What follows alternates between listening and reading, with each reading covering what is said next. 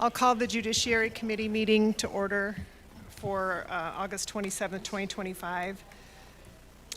Present are Commissioner Thatcher, Commissioner Mankins, Commissioner Callahan, Commissioner Healy, and Commissioner Shea. Absent tonight is Commissioner Anderson. Item number 1, communication number 2025-310. Matt Enruth, Butte-Silver County Attorney, requesting Council of Commissioners authorization for the County Attorney's Office to draft a new ordinance regulating the sale and distribution of medical and recreational marijuana in Butte-Silver County.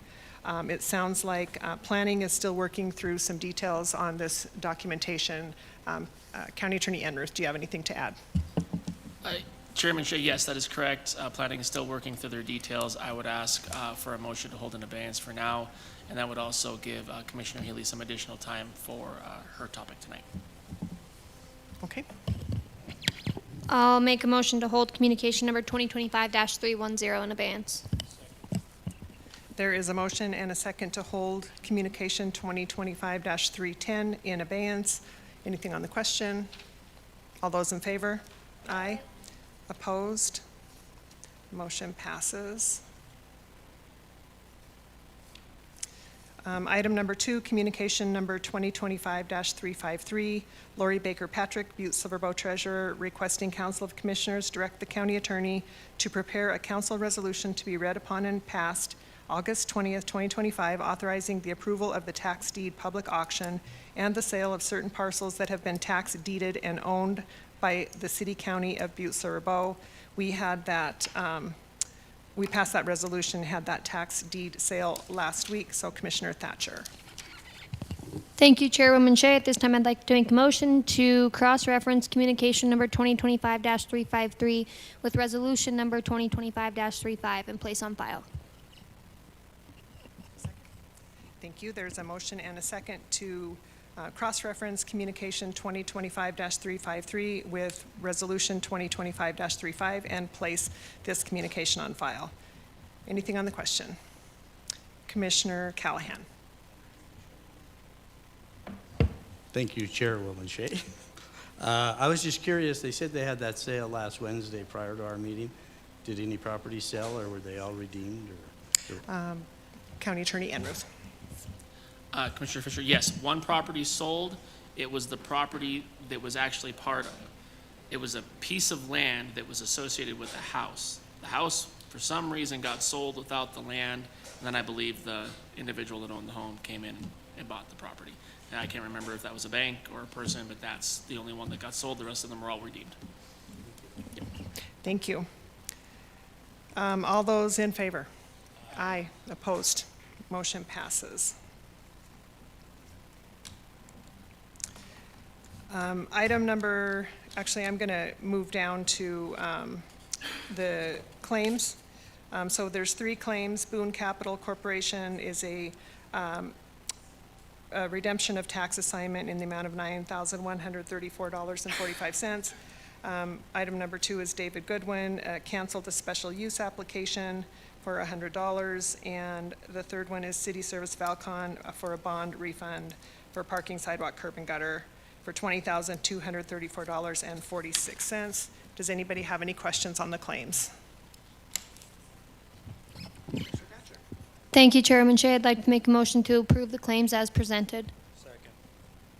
There's a motion and a second to approve the claims as presented. Anything on the question? All those in favor? Aye. Opposed? Motion passes.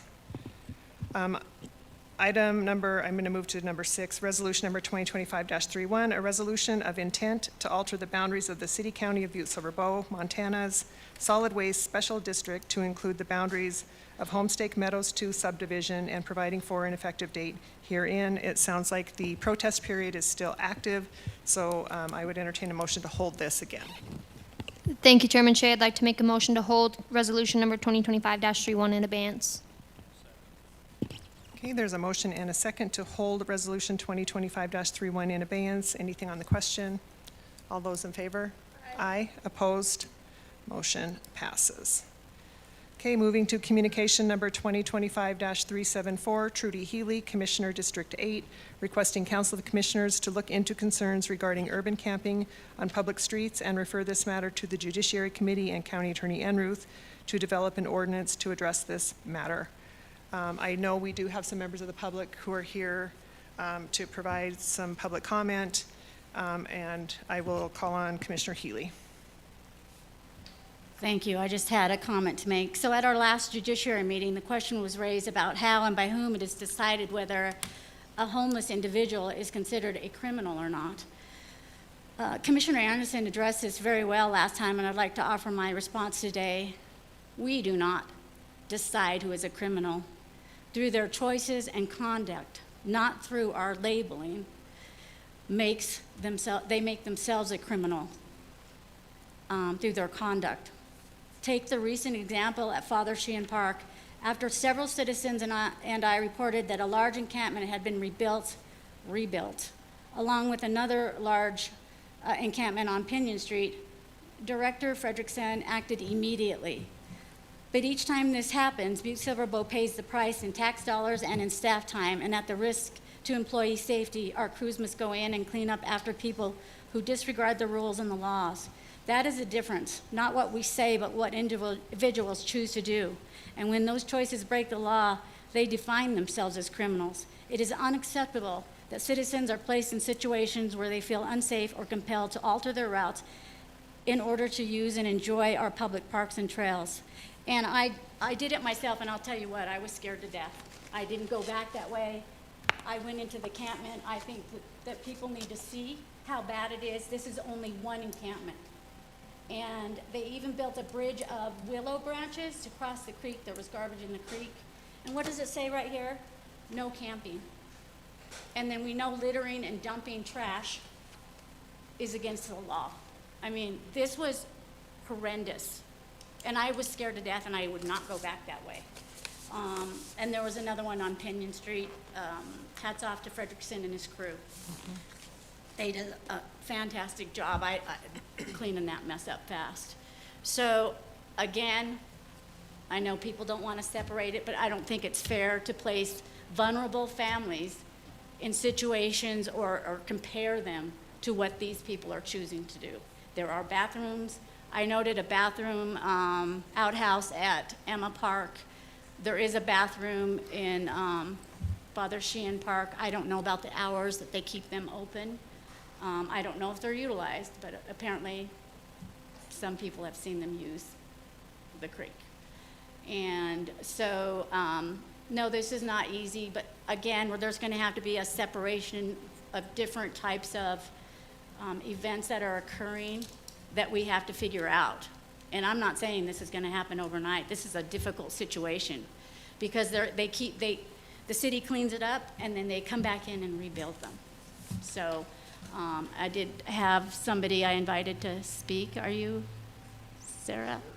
You want to speak? And Sid DeBarthy, Yeah, who walks the trail? Yeah, I'll call on Sid here in just a moment. I'd like to ask County Attorney Enruth, just off the top of your head, based on what Commissioner Healy is saying, can you tell me how many laws are already on the books that regulate that sort of behavior?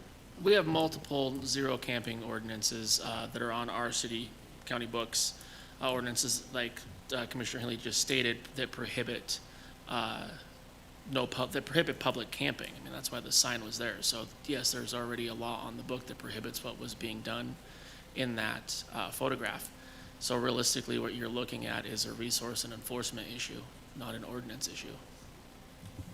Thank you. Mr. DeBarthy, if you'd like to come to the mic and press the button on the base. There you go. And then just one more time. Okay. There you go. Oh, the light's on the top. There you go. Okay. So just state your name and Thank address you. for the record. My name is Sid DeBarthy. I live at 127 Wrens Drive in Butte, Montana. And I've been working through Trudy on a couple of issues, and primarily some of the garbage along Iron Street at my brother's place.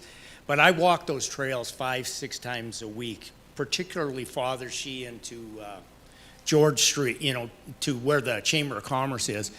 And this last summer, it got significantly worse with, homeless people or vagrants, what do you want to call it? They're not what I call, families that are just dislodged from their housing or unhomed. These people are, the encampment that Trudy has a lot of the pictures of, that encampment had 4 individuals in it, 3 men and 1 woman from Louisiana. And when I went in there, and Joe Lee also went in there and actually talked to him. He's got a lot more guts than I do because he was a former policeman, so Joe's a pretty tough guy. But he kind of researched where they were from, and a couple of them wouldn't even respond. I think they didn't want him to know who they were or where they were from. But the bigger issue that I've got is I know we've got a lot of ordinances, and I just think with the urban camping, it's something that's kind of been going on for probably a couple of decades, but it's gotten pretty tough after COVID. A lot of homeless people, a lot of people roam, and I just think our county needs to really take a hard look at consolidating the ordinance or reshuffling them in a way that we can put some enforcement of this kind of behavior and try to do something to move these people on. I constantly, every day, I come across some people that won't go in that park anymore, that have little kids, moms, and they just won't go on that trail because of fear of being accosted. My own daughter was here 4th of July, and we walked on that trail with the 2 granddaughters, and she was scared half to death with the one person a lot of people know with the tattoos on his face that was there and was kind of screaming at one of my granddaughters.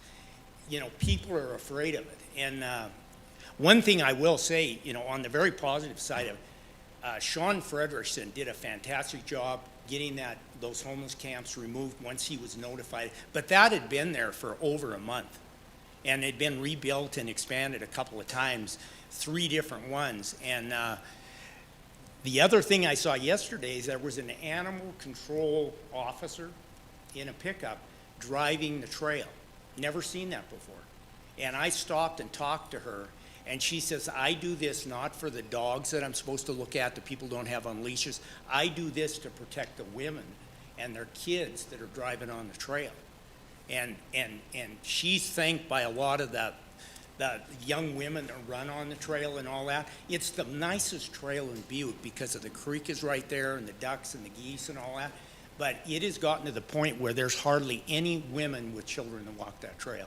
So I'm just kind of urging you guys to, and I know it's complicated, but I think there does need to be some enforcement of the ordinances. The only final thing I'll say is, because I've been involved in sports forever with the Little League at Mile High, and for many years, and still am involved in it.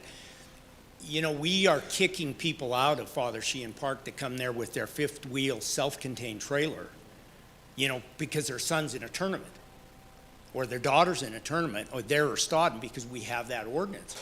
But yet, selectively, we let this go on. And I just think we need to kind of find some kind of a balance that we stay on this and we don't just selective enforce the ordinances on overnight camping on parents of players in softball tournaments or baseball tournaments, and then let these homeless camps sit right adjacent to where these people are, these kids are playing baseball and softball. So that's all I've got to say, and I really encourage you guys to try to work through something to not cost the taxpayers a lot of money, because I'm sure Mr. Frederickson and his crew spent a lot of money cleaning those camps up. So that's all I've got. Thank you. Okay, thank you. Is there anybody else that would like to please come to the mic and state your name and address for the record? Thank you.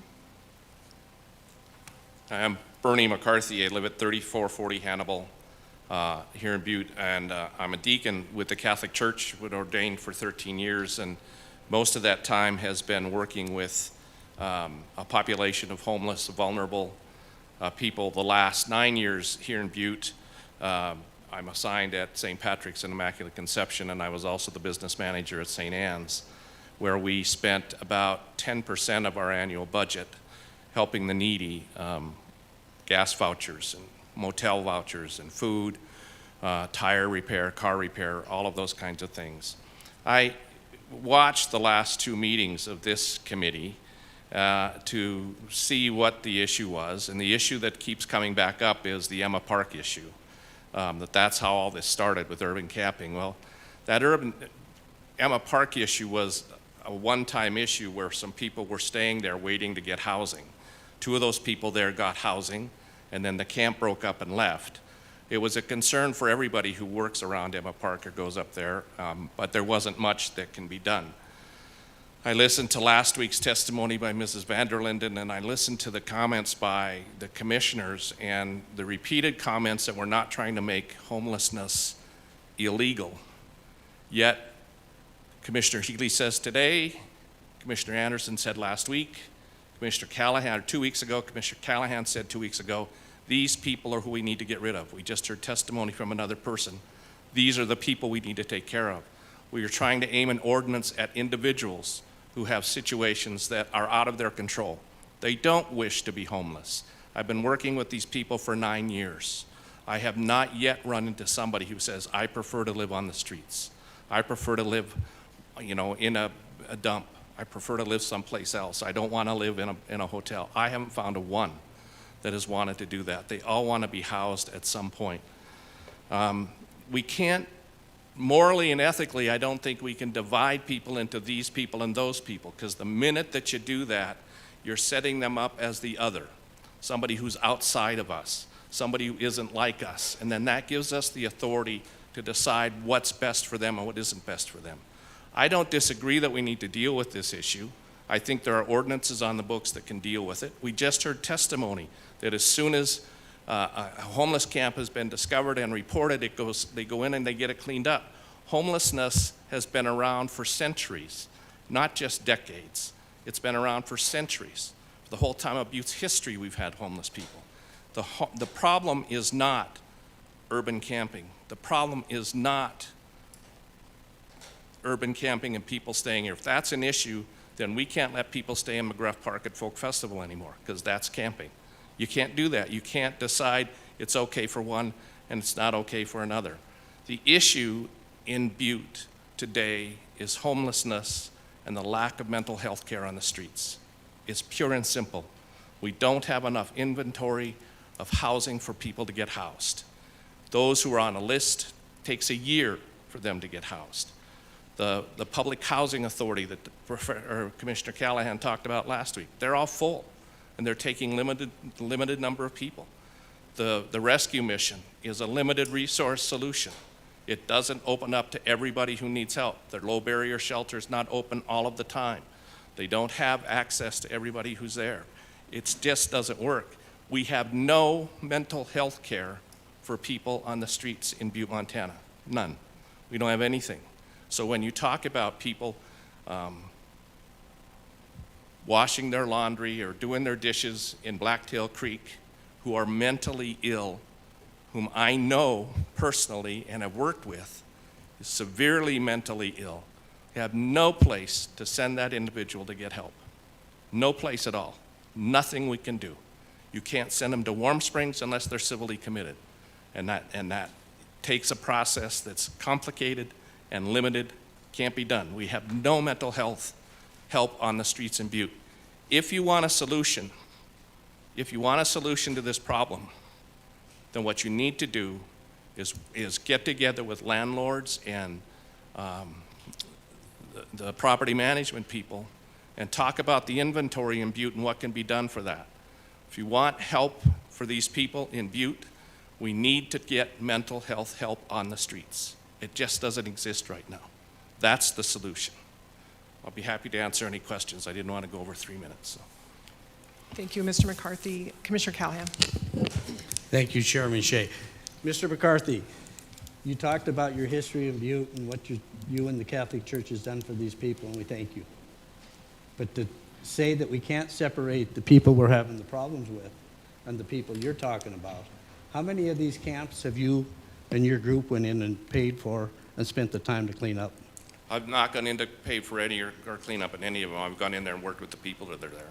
So You're saying go Commissioner ahead and leave Callahan. them do the... Through the chair, please. Commissioner Shea. Thank you. So you're saying we're just supposed to turn our head and let them continue to do these things in our parks, that the citizens are scared to death to go into the parks and use them? Didn't Mr. say that at McCarthy. all. Didn't say anything like that. Sorry. That's okay. Okay. I didn't say anything Anything like else? that, Commissioner Callahan. Um, I said it is an issue, and it needs to be fixed, and we need to do it, but the issue is not urban camping. The issue is homelessness and mental health on the streets in Butte. We get that resolved, we'll resolve those other issues. Thank you, Mr. McCarthy. Commissioner Callahan. I would also like to comment on your comment on talk to the landlords. I have talked to the landlords. Most landlords have quit renting to people and gone to, what are the short-term rentals? Airbnbs, because it costs them so much money to bring their properties back up to be able to be used, because the Catholic Church, the Housing Authority, and them are paying rent for these people, and they go in and destroy the properties. These people are fed up. That has created part of this problem. And to turn around and keep saying these people are mentally ill, what are we doing to fix that problem? We've got to fix a problem. And I am familiar with, I've talked to landlords. Many of the landlords have turned them into Airbnbs because they've tried to help the Housing Authority and stuff out. And it's just cost them too much money. And then when they're in there and destroy the property, it takes months to get them back out. Can you give me a solution to that problem? Commissioner Callahan. Mr. Chairperson McCarthy. Steele. The solution that I know that works best is supportive housing. And that's a situation where we get people who are difficult to house, and there are people out there who are difficult to house. Some are impossible to house because landlords won't take them, and there's nothing I can say that I blame them for any of that. But I have experience, personal experience, where somebody who is difficult to house, who is one of our most frequent users, got him housed and stayed with him, worked with him daily. We cut down on the number of times he showed up at the hospital, the number of times he showed up in jail. He was housed and supported during that housing, and it works. That's how we do it. Thank you, Mr. McCarthy. One more follow-up, and we're going to move on. So you're talking one success story to how many failed stories? I'm Commissioner Callahan, chairpersons. I'm talking about a personal story that I'm aware of, that I personally work with. I work with several others who are successful. I can know of one that was unsuccessful, and he's been named here numerous times in this committee. He's unsuccessful, but he's mentally ill beyond any help that we can get him here in Butte, and that's the issue. It's not that he wants to be homeless. It's not that he's addicted, though he's a drug user. It's not that he's a drunk, though he drinks. It's that he's mentally ill, and he can't be housed. And I've stood with him in offices when the voices are talking to him and the voices are talking to me, and there's nothing we can do about that except get him mental health help. So there's some people that are unhoused, inability to be housed. That doesn't mean we should just give up and make it illegal for them to be around here. We shouldn't be saying we have the greatest heart in Butte, Montana, but we limit it to people that we don't like or that we don't care about or that don't do things the way we want them to do them. That's not right. Butte has the biggest heart we've ever had. We help everybody that comes here. We want the safety and health of all of our citizens, and that includes the people who are homeless and mentally ill. That's what we need to do. Thank you. Thank you, Mr. McCarthy. In the interest of time, and we will likely have to reconvene after the committee of the whole, is there anyone else who would like to give a short comment? Please come to the microphone, state your name and address for the record. Hi, my name is Sarah Bordoon. My address is 1127 Waukesha Street. I've got so many different angles of contact to this subject. I'm a landlord, and I have housed people who have destroyed my property or driven off other tenants out of our fourplex. I worked for Community Health Center as a nurse with Bernie on a project to house the very most difficult people in our community. And I also love public lands. And I know that not only our urban public lands, but our mountain lakes are being, just littered beyond recognition, right? So I think with the comments most recently about the landlord part, I know that HUD and Action Inc. are planning on breaking ground on a fourplex that's supportive housing. And something we say in my family is because before. So because before, we used to have case management for people in the Western Montana Mental Health Program. There were case managers who attended to people who were housed at that time, go to their apartments, make sure they had their meds, make sure they had food, case management. That was all cut during, I forget whose administration, which governor's administration, doesn't matter, they're gone. We don't have that support in our community now. We tried through some grant monies at CHC to do a little coalition of a nurse partnered with other outreach and Action Inc. and the police, ER, and attend to some of the most frequent users of emergency services, which tend to be some of the people you're talking about. And I never once felt afraid of any of the people that I approached, in part because there was purpose of mutual aid. The city has a problem of some people using emergency services, being hard on public lands, urban camping. That's expensive for the county. And the person has a need for health care, mental health care, and housing, basic services. So I just want to say it's going to take housing that is supportive with intensive case management if you want the people who have been citizens of Butte for quite a while, who you're seeing frequently, who appear to be mentally ill and unhoused. I can't speak as much to people who are coming through and camping and then maybe moving on when they realize Butte also has expensive housing and they can't get into it and there's nothing available. So that's my comment. That's where I'm seeing this right now. Thank you, Ms. Bordoon. I appreciate your comments. Thank you. There's 3 minutes left in this meeting right now. Is there anybody else that would like to speak up? Okay. Seeing none, I'll ask the Commissioner Healy. I find it interesting that you think housing's going to fix the mental health issue. I just recently had to get a restraining order on my neighbor of 15 years. I don't know what her mental issue is. Her mother takes care of her. She's around 50. So she has a house. Her neighbor is her mother, who buys her booze and her cigarettes and pays for her to go play pool at the Party Palace. And she's housed, and she's fed, and she's loved, and she's still dangerous to me. So that I had to get a restraining order after 15 years of living next door. Why she went off the rails, I don't know. But a house did not fix her mental illness. I appreciate that sentiment that it's not only unhoused people who break laws. It's 7:29. I would just ask that we take a break for a minute. We'll reconvene after the meeting. So what that means is we didn't have enough time to finish all the content on this meeting, and we will reconvene at the end of the Committee of the Whole meeting, which I anticipate will be in